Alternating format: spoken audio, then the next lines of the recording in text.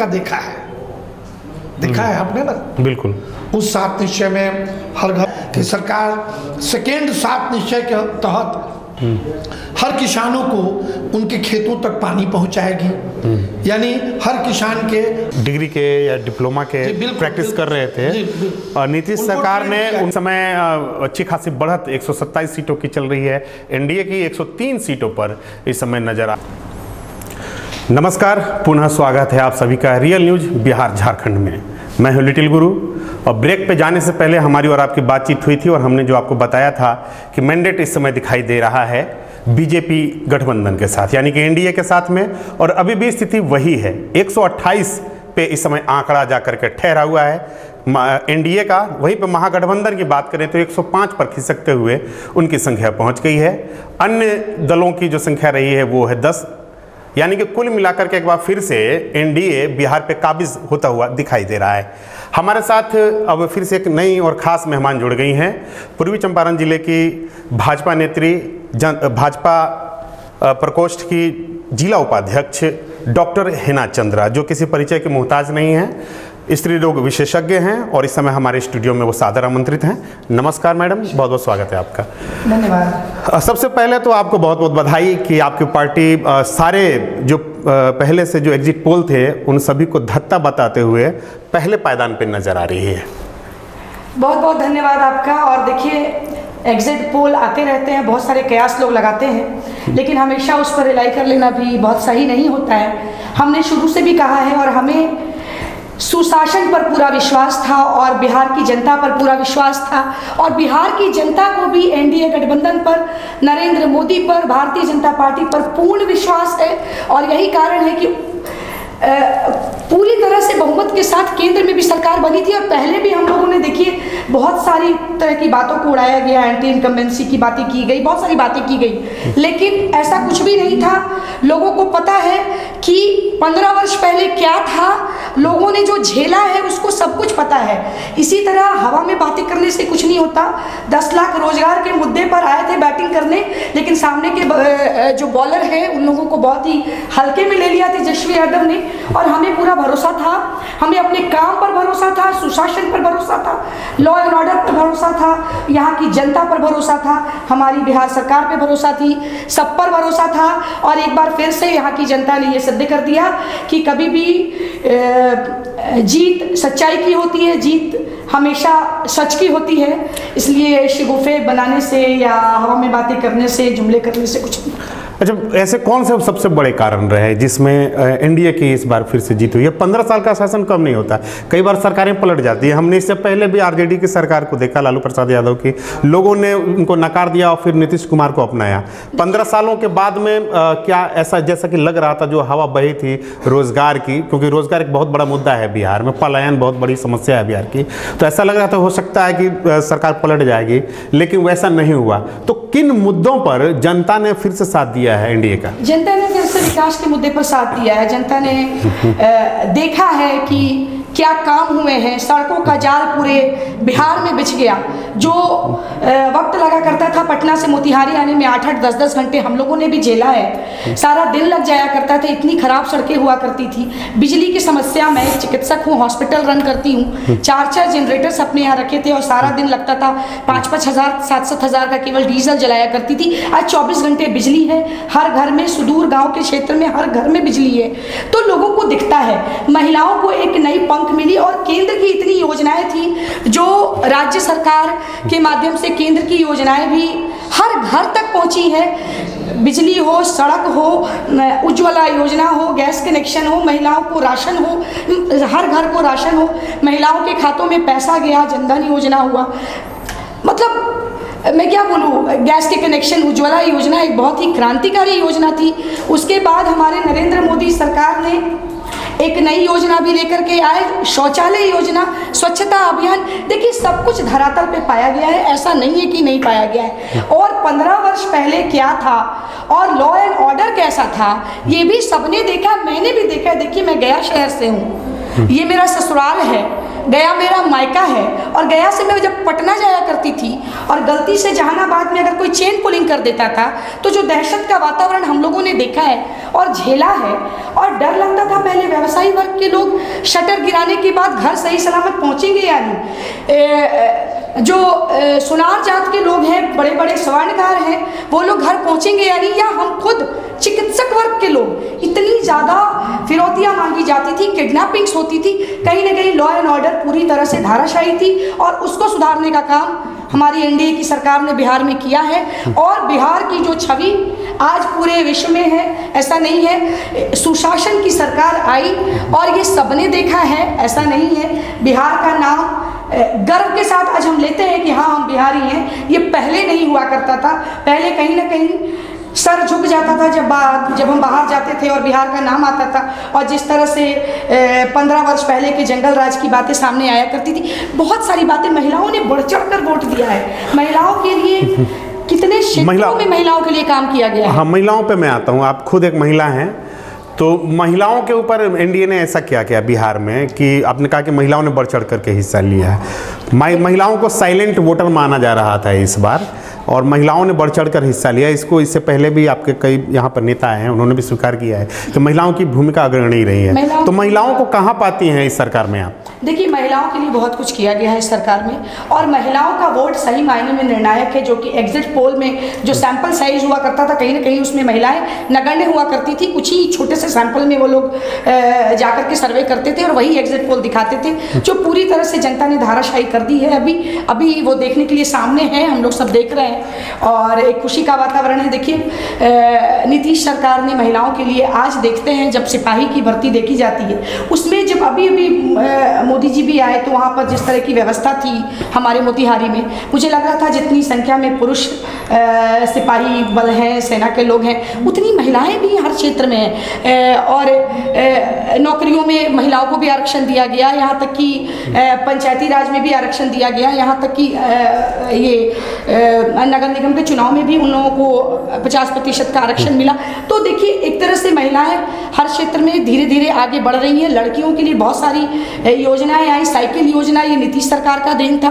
कहीं ना कहीं एनडीए की जो सरकार बन के आई बिहार में और 15 वर्षों में बहुत कुछ किया, इसको नेगेटिव तरीके से अगर विपक्ष लेती है तो ये गलत बात है। इसका जब पॉजिटिव दिशा में देखेंगे तो वो क्या था, आज क्या है, ये सब लोग देख रहे हैं और सबकी स्थितियां सुधरी हैं और आज हम लोग खुल के सांसें ले रहे हैं। आज मैं भी एक चिकित्सक हूँ, घर आने में वो डर नहीं है, व्यवसायी वर्ग भी खुलकर सांसें ले रहे हैं और बच्चियाँ जितनी भारी मात्रा में स्कूल की ओर रुख कर रही हैं, पहले नहीं देखा जाता था। विद्यालय के नाम पे चरवाहा विद्यालय खोल दिया और कहते थे कि हम लोग शिक्षा पे काम कर रहे हैं और बहुत सारी बातें हैं। अब बात क्या गिना, महिलाओं पे हमारी चर्चा चल रही है विशेष, क्योंकि आप हमारे साथ एक महिला नेत्री भी जुड़ी हुई हैं। शराबबंदी, ये कहा जाता था कि मास्टर स्ट्रोक है नीतीश कुमार का, पिछले चुनाव में भी उनको उसके ऊपर वोट भी मिला था।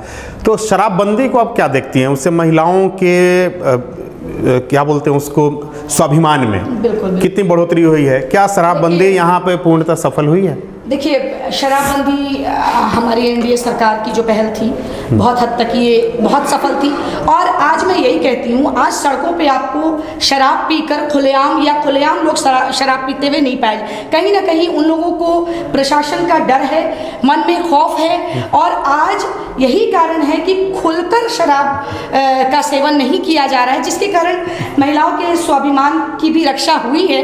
ऐसा नहीं है, खुद महिलाएं भी बोलेंगी कि पहले दिन भर पीकर आते थे घर पे, जो भी कमाया, अगर मजदूर वर्ग के लोग हैं 400 में अगर दिन भर का कमाते थे तो आधा पैसा उड़ा के आते थे। तो उतने खुले तरीके से या बिल्कुल फ्री होकर जो शराब की बिक्री होती थी, अब वैसा कुछ नहीं है। मैडम, पहले कहा जाता है कि पहले तो ठेका चलता था और अब शराबबंदी है, लेकिन अब होम डिलीवरी हो गई है, ऐसा भी सुनने को मिलता है। कई बार ऐसे लोग पकड़े भी गए हैं, कई गाड़ियां भी पकड़ी जाती रही हैं। प्रशासन की भूमिका, प्रशासन की भूमिका कहाँ है? हमारे प्रशासन के लोग ही हैं, वही लोग पकड़ते हैं। अगर ऐसा कोई छुप छुपा के काम करता है तो वही तो कह रही है, छुप के कर रहे हैं ना, आखिर तो प्रशासन का खौफ है, सरकार का खौफ तो है लोगों के मन में। तो शराबबंदी आप कैसे कहते हैं सफल नहीं हुआ? सफल कहीं ना कहीं है, तभी तो वो खौफ है। अच्छा, अगला सवाल हमारा थोड़ा सा आगे चलता है। इस बार एक युवा आपके विपक्ष में तेजस्वी यादव एक युवा के रूप में आगे थे और उन्होंने युवाओं की बात भी की थी। ऐसा लग रहा था कि हवा शायद बदल गई है, इस बार शायद लोग तेजस्वी यादव का उस तरह से साथ दें। लेकिन पिछली बार आरजेडी ने 80 सीटें जीती थी, 80 के आसपास वो खुद नहीं दिख रहे हैं इस बार, हालांकि काफ़ी मेहनत उन्होंने की। तो उस युवा के लिए क्या कहना चाहेंगे आप? देखिए, उस युवा ने बहुत मेहनत किया, किसी के मेहनत को गलत तरीके से नहीं देखना चाहिए। लेकिन देखिए, बिहार की जनता जागरूक हो चुकी है, पढ़ी लिखी जनता भी है और हर तरह के लोग हैं। कहीं ना कहीं लोगों को जो 15 वर्षों का जंगल राज जो लोगों ने देखा है, बार बार वो याद ज़रूर आया है और यही कारण है कि उस परिवार को बिहार का नेतृत्व देने से जनता ने नकार दिया है। तो उन्होंने मेहनत किया है, उनकी मेहनत मैं उसके लिए मैं कुछ नहीं बोलूँगी। मेहनत उन्होंने किया है और मेहनत करना चाहिए, हर किसी को करना चाहिए। ये तो लोकतंत्र है और इसमें जनता की भूमिका निर्णायक होती है, जनता ही डिसाइड करती है। जनता ने जिसके सर पे ताज दिया है वही राज करेगा और वही जो है हमारे बिहार का नेतृत्व करेगा। तो इसके लिए मैं और मैडम एक अपडेट हमारे पास है केसरिया विधानसभा से। केसरिया विधानसभा में इस समय 17वें राउंड की गिनती समाप्त हो गई है। शालिनी मिश्रा जदयू से आगे नजर आ रही हैं, 19,782 मत उनको अभी तक मिले हैं। संतोष कुशवाहा को 17,911, यानी कि लगभग 2,000 मतों से वो आगे चल रही हैं। वो भी एक महिला हैं, देखिए अभी महिला यहाँ बैठी हुई हैं, वो भी महिला नेत्री हैं और पूर्व सांसद कमला जी की वो पुत्री हैं और बड़े ही मजबूती के साथ इस बार उन्होंने वहाँ पे चुनाव लड़ा है। नया चेहरा थे केसरिया के लिए। वहाँ पर पूर्व विधायक थे वहाँ के आरजेडी के राजेश कुमार, उनका टिकट कटा गया, वो भी वहाँ पर निर्दलीय लड़ रहे थे बागी होकर के। तो ऐसा लग रहा था कि त्रिकोणीय वहाँ पर लड़ाई होगी, लेकिन यहाँ आमने सामने की लड़ाई लग रही है। क्या कहना चाहेंगे केसरिया के लिए? लड़ाई है ही नहीं, पूरी तरह से बिल्कुल फुल मैंडेट के साथ ये जीत रही है, कोई लड़ाई है ही नहीं। क्या कहना चाहेंगे? पूर्वी चंपारण में 12 सीटें हैं। पिछली बार महागठबंधन की लहर थी, एनडीए से अलग होकर के नीतीश कुमार महागठबंधन में आरजेडी से मिलकर के लड़ रहे थे और उसमें भी यहाँ पूर्वी चंपारण में 12 में से 7 सीटें एनडीए के खाते में चली गई थी। इस बार की लहर में क्या लग रहा है? इस बार की लहर में देखिए, हम लोग तो 12 में 12 की उम्मीद करते हैं। बाकी कुछ वोटों से थोड़ा इधर से उधर हो तो मैं नहीं जानती, लेकिन हम लोग तो यही कहेंगे कि हम लोग पूरी तरह से फुल मेजॉरिटी में आ रहे हैं। कहा जाता है कि इस पूर्वी चंपारण में बीजेपी के किंग मेकर माने जाते हैं पूर्व केंद्रीय मंत्री राधा मोहन सिंह जी। पिछली बार महागठबंधन की लहर में भी 7 सीटें उन्होंने दिलवा दी अपनी पार्टी को। इस बार 12 तो हैं, लेकिन ऐसा 12 के 12 तो जीतना थोड़ा मुश्किल लगता ही है। आप 100% नहीं कह सकते हैं, कहीं कुछ सीटों पर कुछ पीछे चल रहे हैं कैंडिडेट आपके। अगर मान लेते हैं 9-10 भी अगर जीत लेते हैं तो कहीं ना कहीं जो किंग मेकर की एक उपाधि दी गई है राधा मोहन सिंह जी को, आप अपने नज़रिए से, आप अपने चश्मे से कैसे देखती हैं उसको? मैं बिल्कुल अपने चश्मे से जो आपने कहा, मैं भी उससे सहमत हूँ और ये सही मायने में उनका जो तरीका है, उनका जो अनुशासन है जो पार्टी में, और वो हमारे गार्जियन तुल्य हैं। और सही बात है कि उनकी जो नज़र है वो इतनी पैनी नज़र है कि हर क्षेत्र के बारे में उनको खबर होती है, हर कुछ उनको पता होता है और वो जिस तरीके से काम को करते हैं वो बिल्कुल अनुकरणीय है हम लोगों के लिए। और सच में वो किंग मेकर तो है, इसको नकारा नहीं जा सकता। इलेक्शन कमीशन ने कहा है कि 4 करोड़ से ऊपर वोट पड़े हैं इस बार और उनकी गिनती होनी है। अभी तक 25% वोटों की ही गिनती हो पाई है, यानी कि अभी 3 करोड़ से ऊपर वोटों की गिनती होना बाकी है। तो कुल मिलाकर के अभी जो 128 हमें दिख रहा है, क्या इसमें 3 करोड़ अभी वोटों की गिनती होना बाकी है? इसमें लगता है आपको क्या 19-20 भी होगा? और अगर 2-4 सीटें कम एनडीए को मिल जाए या फिर महागठबंधन को मिल जाए तो एलजेपी जो कि 4 से 5 सीटों पर जाती हुई दिख रही है, क्या इस बार सत्ता की कुंजी उनके पास हो सकती है, सत्ता की चाबी, जैसे एक बार इससे पहले रामविलास पासवान ने? एनडीए गठबंधन मेरे ख्याल से इतना सीट आने जा रहा है कि जरूरत किसी की भी नहीं पड़ेगी और हम लोग पूरी तरह से सत्ता में आ रहे हैं। तो चिराग पासवान के लिए क्या कहना चाहेंगे मैडम? चिराग जो कि जी ने भी मेहनत किया है। चिराग पासवान आपके गठबंधन से अलग होकर के लड़ रहे हैं हालांकि वो केंद्र में गठबंधन में है, लेकिन बोलते हैं बिहार में मैं गठबंधन में नहीं हूँ। और उन्होंने अपने प्रत्याशी, मैं भारतीय जनता पार्टी से हूँ और भारतीय जनता पार्टी ने अभी तक इतिहास है अपने गठबंधन धर्म को हमेशा से निभाया है। हम लोग चाहते तो केंद्र में भी अकेले की सरकार बना सकते थे, लेकिन गठबंधन धर्म को कभी भी नहीं छोड़ा है और हमेशा से गठबंधन धर्म को निभाया है। कभी भी किसी तरह की दगाबाजी करने की कोशिश भारतीय जनता पार्टी ने नहीं अपने इतिहास में नहीं की।